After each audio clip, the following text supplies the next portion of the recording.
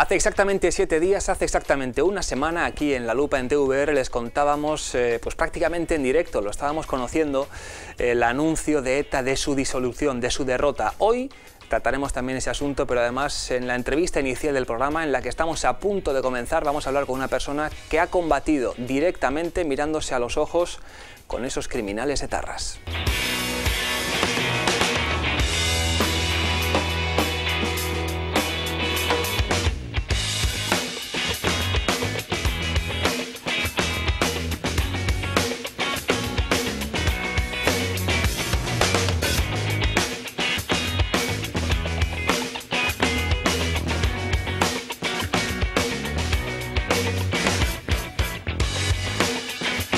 ¿Qué tal, señoras, señores? Muy buenas noches, bienvenidos a La Lupa en TVR. Es un placer acompañarles en este rato de televisión desde ahora y hasta las 11, como siempre, para analizar la actualidad, para contarles las cosas que pasan aquí en La Rioja, para reflexionar sobre la actualidad de nuestro país, las noticias que nos envuelven y hacerlo, como digo siempre, en clave riojana. Es lo que diferencia este programa de las demás tertulias políticas que hay por ahí en todos los canales. Como digo, tenemos una entrevista muy interesante, ahora vamos ya a presentar a nuestro invitado, pero antes, repaso rápido de lo que tenemos esta noche.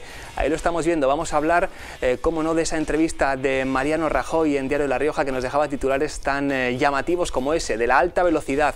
Tenemos que echar un vistazo también a lo que se conocía ayer, que era el barómetro del CIS, con las referencias ya de los partidos políticos que están en la recta de salida para las próximas elecciones.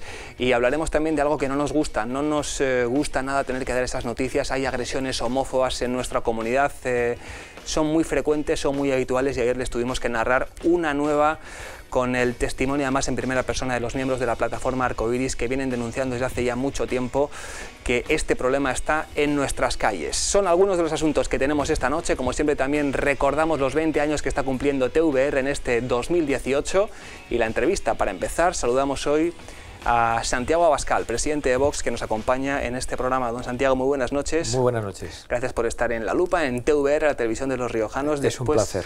Es nuestro. Después de haber estado además en un acto casi ya de precampaña, ¿no? Porque están ya todos los partidos moviendo sus engranajes de cara a la próxima cita electoral. ¿Qué les ha contado ya a los riojanos? Bueno, en realidad les he contado lo mismo que a los murcianos, lo mismo que a los maños y lo mismo que a los madrileños, porque precisamente si algo caracteriza a Vox es que lanza un mismo discurso en toda España, y Vox viene a esta tierra y critica el concierto económico vasco, pero cuando va a Bilbao y va a Vitoria también critica el concierto económico vasco. Vox va a Murcia y va a Zaragoza, y en ambos sitios defiende el plan hidrológico nacional, y Vox va a Lérida y va a Madrid, y en ambos sitios hace una crítica del Estado de las autonomías, y yo creo que eso es precisamente lo que mucha gente está deseando oír y lo que hoy hemos podido transmitir a muchas de las personas que han venido. Vox, que es un partido de los más jóvenes del arco político de nuestro país, buscando tener ahí ya representación parlamentaria. Las últimas encuestas, los últimos sondeos del último año, los últimos 6 meses, les ponen a ustedes, les colocan pues prácticamente con toda seguridad con representación en el Parlamento, en el Congreso de los Diputados. ¿Se creen esas encuestas o no se las creen demasiado?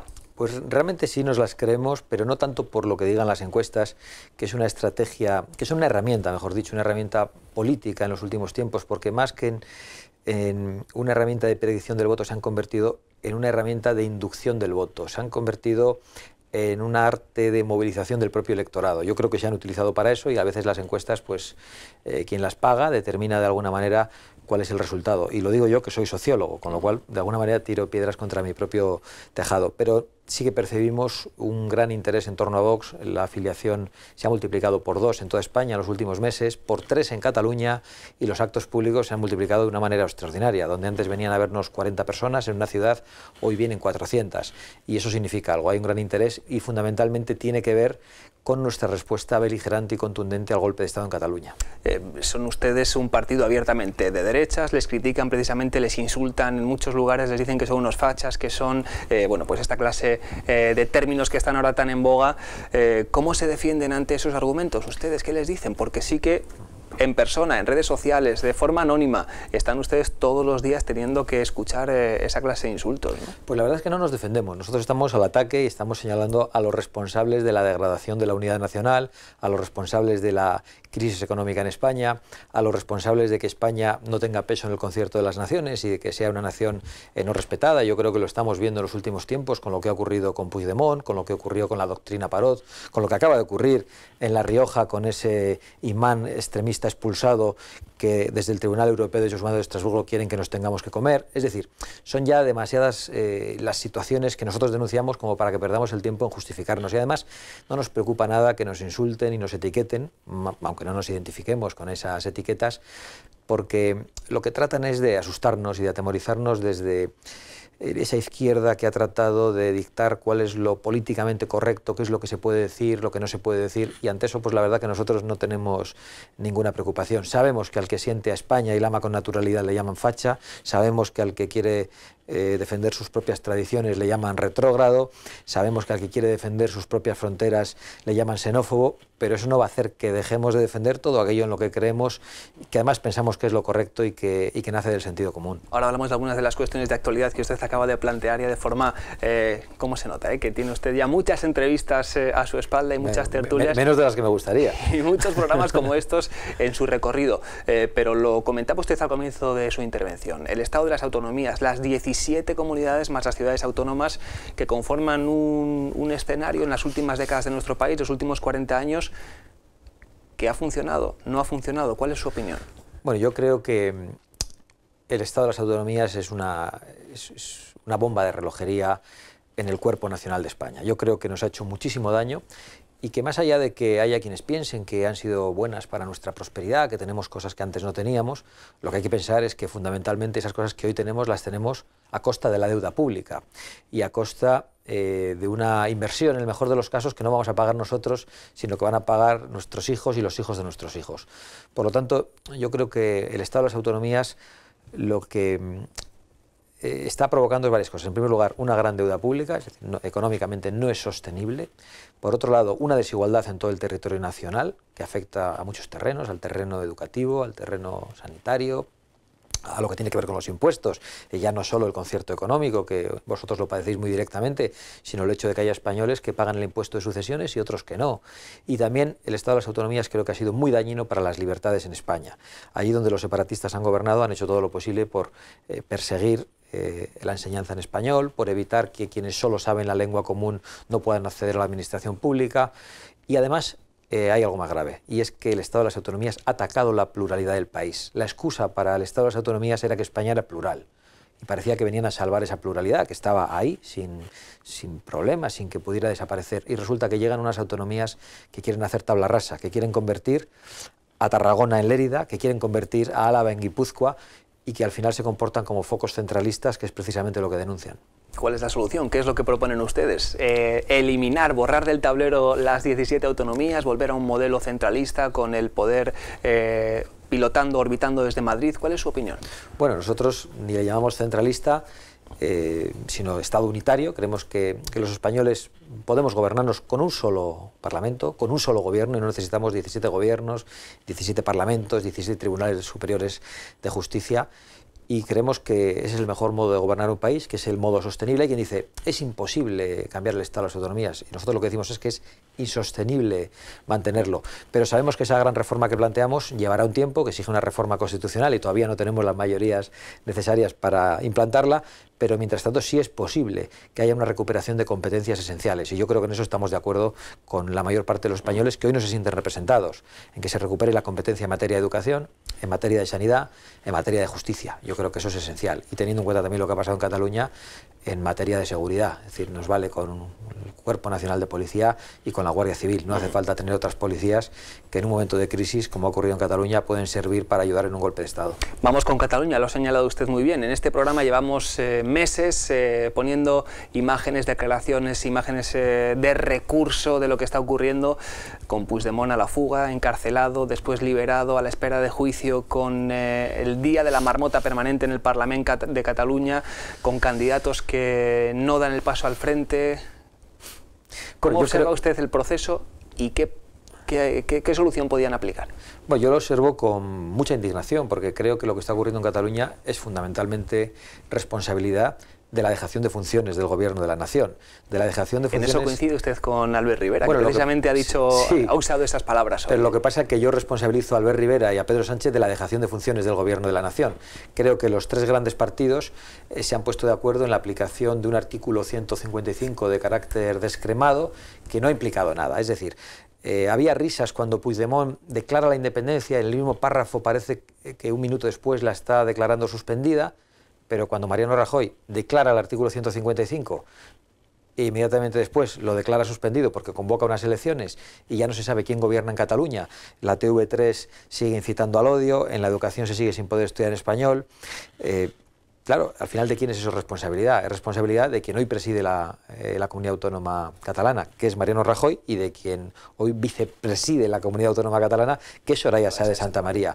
Entonces, nuestra perspectiva es la de que nunca había que haber convocado estas elecciones con esa precipitación, que había que haber aplicado un artículo 155 contundente y duradero y que había que haberlo aplicado antes. Y por otro lado, que el Gobierno no tenía que haber estado tratando de maniatar a la Fiscalía, como sabemos que ha hecho, para que no pidiera prisión preventiva para los golpistas, sino que además tenía que haber liderado las acusaciones contra los golpistas a través de la abogacía del Estado, cosa que el Gobierno no ha hecho. Y de hecho Vox es hoy la acusación popular en los tribunales. Hoy mismo hemos interpuesto una querella contra el presidente del Parlamento de Cataluña, contra Torrent, por desobediencia y prevaricación, porque a pesar de que el Tribunal Constitucional le ha advertido de que iba a cometer una ilegalidad, de que los letrados del Parlamento de Cataluña lo han hecho, el Consejo de Garantías Estatutarias de Cataluña también le ha advertido, y el Consejo de Estado a posteriori le ha dicho que no puede continuar por esa vía, ha admitido a trámite ilegalmente, a sabiendas, esa propuesta del partido de Puigdemont. En consecuencia, nos hemos querellado y hemos pedido además que sea detenido de manera preventiva como único medio, y que sea enviado a prisión sin fianza, como único medio de evitar la reiteración delictiva. Y eso sin tener en cuenta que sus secuaces han huido y que han colocado a España en una situación verdaderamente bochornosa en el concierto internacional. Esa acción suya ya ha provocado hoy los insultos y la respuesta de Carles Puigdemont y de Torrent en redes sociales, y lo estamos leyendo con especial interés. Hace una semana, lo decíamos aquí en TVR, les contábamos a nuestros espectadores el fin de una pesadilla. ETA claudica, ETA trata de vender como el final de un proceso lo que no es más que una derrota. ¿Cuál fue su sensación al conocer la noticia? ¿De alivio? ¿De no lo sé? ¿De qué?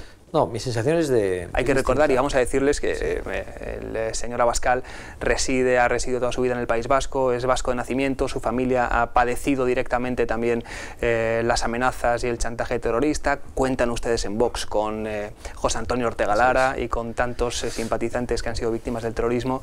Por eso le digo, ¿cuál fue su sensación? Pues mi sensación es de hartazgo, porque yo no comparto ninguna de las tesis, ni la que sostiene lógicamente la banda terrorista ETA, ni la que se sostiene desde instancias gubernamentales. Yo no creo que ETA haya sido derrotada. Sí creo que lo que es la estructura armada terrorista puramente pistolera de la banda estaba absolutamente mermada gracias a la acción de la Guardia Civil.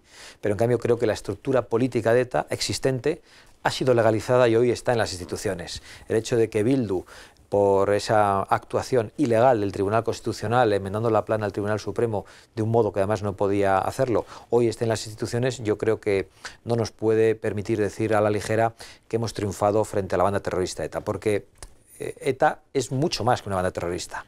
ETA también son las pretensiones políticas que quiere alcanzar la banda y que ha querido alcanzar asesinando. Y yo creo que es muy importante en estos momentos plantear la ilegitimidad de los medios, pero también la ilegitimidad de los fines, que al final es la destrucción de nuestra propia patria, que es lo que quería la banda terrorista ETA. En consecuencia, yo creo que desde un punto de vista de lo que es la organización terrorista armada, efectivamente está más debilitada, y eso es muy bueno para todos, y especialmente para las personas que hemos sido perseguidas durante muchos años, y tú lo decías, mi familia, pues de una manera especial, porque tanto mi abuelo como mi padre, como yo mismo, pues fuimos víctimas de ETA, que trató de asesinarnos a los tres, y eso pues nos alivia, pero en realidad no podemos estar satisfechos desde el punto de vista de que de alguna manera ETA está en las instituciones y no ha sido derrotada. Habla usted de esos partidos. Hay democracias homologables muy cercanas en nuestro mundo occidental que prohíben directamente, que ilegalizan a los partidos que aboguen por la destrucción de sus estados, que sean independentistas. ¿Están ustedes también por esa línea? Pues sí, y lo decimos muchas veces, y además es algo que aplaude muchísima gente, ¿no? Que que yo creo que se pregunta por qué en España tenemos que estar condenados permanentemente a que estos partidos nos estén haciendo la vida imposible, estén condicionando la vida política nacional, y efectivamente Alemania, Portugal, Francia no toleran este tipo de partidos. Ya no hablamos de los partidos que han formado parte de una estructura terrorista, ya no hablamos de los partidos que yo creo que con la propia legislación española deberían ser ilegalizados hoy, como Esquerra Republicana, como el partido de Puigdemont, como la CUP, porque se han convertido en partidos golpistas, es decir, dentro de lo que diría el juez Llarena, forman parte de un entramado criminal que ha ayudado a dar el golpe. Por lo tanto, hay que perseguir a las personas que lo han perpetrado, pero también a las estructuras políticas que han ayudado a eso. Y con la ley de partidos actual nosotros entendemos que esos partidos pueden ser ilegalizados, pero creemos que hay que poner sobre la mesa el debate de la legalidad de los partidos separatistas en general, porque yo creo que la mayor parte de los problemas de la democracia española, que es una democracia joven y con sus problemas durante estas 3 décadas, tiene que ver con que esos partidos, sin tener ningún respeto por el proyecto común y por el interés general de los españoles, han condicionado la vida de todos los españoles. Habla Santiago Abascal de la lucha personal y familiar en contra de ETA, de tantos años de compromiso, primero en el Partido Popular, después en Vox, precisamente en el País Vasco, combatiendo, diciéndoles a la cara a los terroristas pues las verdades que ellos no querían escuchar. Le vamos a poner un fragmento de un programa, seguramente hará 20 años o quizá más, en el que usted estaba en Euskal Telebista, en la televisión pública del País Vasco, debatiendo cara a cara con uno de los que después fue jefe de ETA, con David Pla. Vamos a verlo y ahora nos cuenta cuál es su sensación después de ver este recuerdo. Vamos allá. Por otro lado, a mí también me preocupa que se hable de bandos. Yo no me siento en ningún bando, me siento también dentro de una mayoría social que quiere la paz y que quiere vivir. Yo creo que en Euskal Herria la juventud lo que es peleona, sobre todo, y sí que tiene esas ansias de libertad y demás, como comentaban. No solo quiere ganarse su futuro, yo creo que quiere pelear por mucho más, es ambiciosa a ese nivel, quiere conseguir cosas que no tiene hoy en día y que en teoría deberían de corresponder como derechos. Y yo en la actual situación, sobre todo porque Euskal Herria vive una situación de no democracia, yo creo que la violencia es un método válido. Muchos vascos miraban a otra parte, giraban el cuello para hablar del partido de la Real o del Atleti, pero otros estaban ahí jugándose el tipo, como usted, siendo bueno, que era muy joven. Yo ya intuía que ese era de los malos, claramente, ¿no? No había más que verle y ver lo que decía. Y es verdad que veo eso con cierta nostalgia, pero también me veo verdaderamente flojo. Yo hoy diría cosas mucho más duras. No habría aguantado alguna de las cosas que escuché en ese debate, porque he visto, no hace unos años, he vuelto a ver ese vídeo porque me lo han enseñado, y realmente escucho hay cosas que hoy no toleraría con tanta facilidad. Creo que, por suerte, la sociedad española en general se ha ido educando en contra de determinados pensamientos que antes se pregonaban con relativa facilidad y que no eran combatidos, ¿no? Entonces veo eso de esa forma, la verdad. Bueno, hay que aprender también, está bien. Sin duda, sin duda. Vamos a ir terminando. Santiago Abascal, y como este es un programa que se ve muchísimo aquí en La Rioja, le pido que para los espectadores riojanos nos dé un titular, una frase, algo, por ejemplo, que nos preocupa mucho. Siempre que hay acuerdo entre el Gobierno de Madrid y el Partido Nacionalista Vasco, aquí nos ponemos a temblar, porque son concesiones, son beneficios, es el concierto económico, y aquí el efecto frontera lo hemos padecido trágicamente. Y es así, trágicamente, durante décadas, con empresas que se han ido, con trabajadores que han tenido que moverse, con muchas consecuencias. ¿Qué les dice, por ejemplo, a los riojanos que nos están viendo acerca de la política en el País Vasco, del concierto económico? Pues mira, yo les digo que cuando hay un pacto con el PNV, yo también me pongo a temblar. Y me pongo a temblar como vasco y me pongo a temblar como español. Y les digo que hay partidos que creen en una nación de ciudadanos libres iguales, en una nación en la que no sean posibles este tipo de diferencias y este tipo de privilegios, porque en definitiva es un privilegio que no podemos aceptar a la altura de los tiempos. Es un privilegio que afecta a las personas y es un privilegio verdaderamente injusto. Y a los vascos que piensen que eso les beneficia, yo lo que les diría es que Vox está dispuesto a bajar los impuestos, todos los impuestos, mucho más, pero en toda España a la vez. Lo que no es aceptable es que con los impuestos se haga competencia y se haga una competencia desleal a otros compatriotas. Y eso Vox lo dice aquí en La Rioja y lo dice también en Bilbao. que eso también es un gesto que les honra. Santiago, gracias por acompañarnos en La Lupa, por haber tenido este ratito con nosotros. Estaremos pendientes de los próximos meses, que van a ser intensos, no solo para su partido, sino para todos los demás, y veremos si finalmente las encuestas confirman esos buenos pronósticos que les ponen a ustedes con un representante en el Congreso de los Diputados. Yo estoy convencido. Gracias, hasta la próxima. A vosotros. Continuamos en La Lupa y saben que este es un programa plural. Dentro de un instante la tertulia, pero antes nuestro repaso a los 20 años que está cumpliendo TVR. Nos vamos hoy al campo.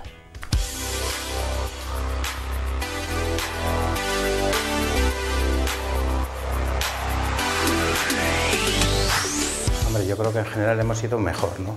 Evolucionamos para adelante, está claro. Sí hemos ido a mejor. La información que dais los periodistas, pues no siempre es veraz, pero bueno, vamos a decir que vamos mejor. Cuando hablamos de agricultura y hablamos con un sindicato agrario del que yo soy presidente, sí que tenemos que decir que tenemos dos labores, una que es social y otra es la reivindicación del modelo que defendemos de agricultura y de ganadería, ¿no? Hablando de agricultura, pues es decir, sí que tenemos que decir que estos 20 años han evolucionado positivamente, que del campo se vive mejor, que se sigue trabajando muchas horas, pero un trabajo físico menor, ¿no? El trabajo físico es menor, el trabajo en sí es más llevadero. Cuando hablamos también del medio rural, donde nosotros vivimos, pues hay que ver cómo están nuestros pueblos, ¿no? Con una población envejecida. En muchos pueblos hay muy pocos servicios, no hay posibilidades para los jóvenes. Hay sectores en La Rioja que han tenido un peso en estos 20 últimos años muy importante en la economía de los pueblos y de los agricultores y que desgraciadamente hoy están desapareciendo. Hablamos, por ejemplo, de hortalizas, hablamos de patata, hablamos de remolacha y sí que haya habido un descenso muy importante de esos cultivos.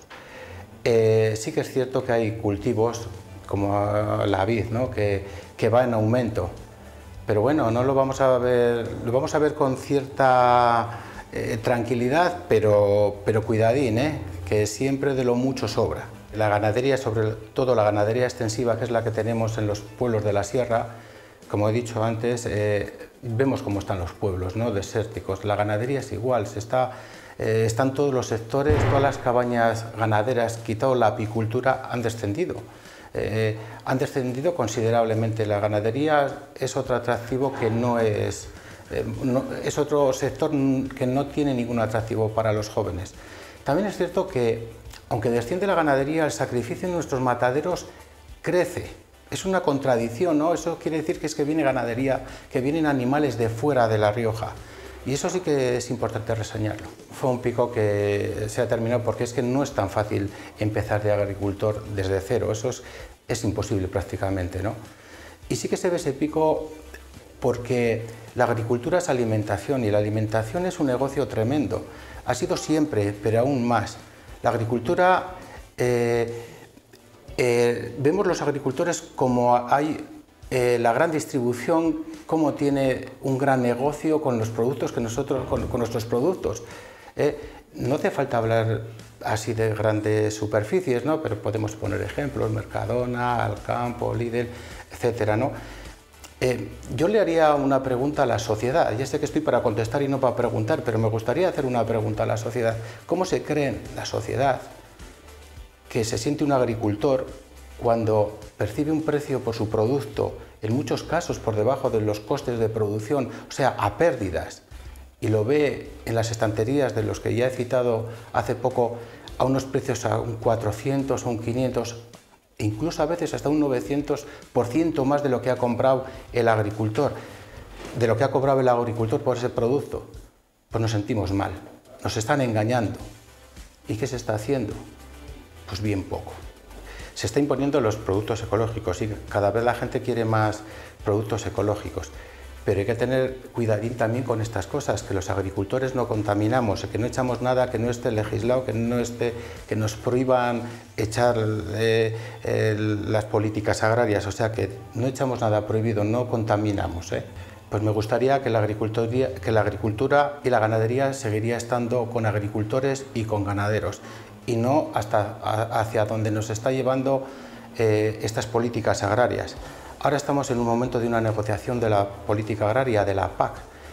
Lo que vemos ahora con un informe que tenemos simplemente el informe que nos han pasado de presupuesto, vemos un recorte importante de presupuesto en la política agraria. Vemos hacia dónde camina, que es hacia una agricultura sin agricultores. Nosotros no lo aceptamos, estamos en contra de eso. Queremos una agricultura y una ganadería con agricultores y con agricultoras, con ganaderos y con ganaderas, que somos los que fijamos población en el medio rural y somos los que creamos puestos de trabajo donde más son necesarios, que es en el medio rural. 20 años cumple TVR en este 2018 y cumplimos también nuestro primer bloque del programa. Aún nos queda tiempo hasta las 11 y saben que después de los anuncios, la tertulia, así que no se vayan hasta ahora.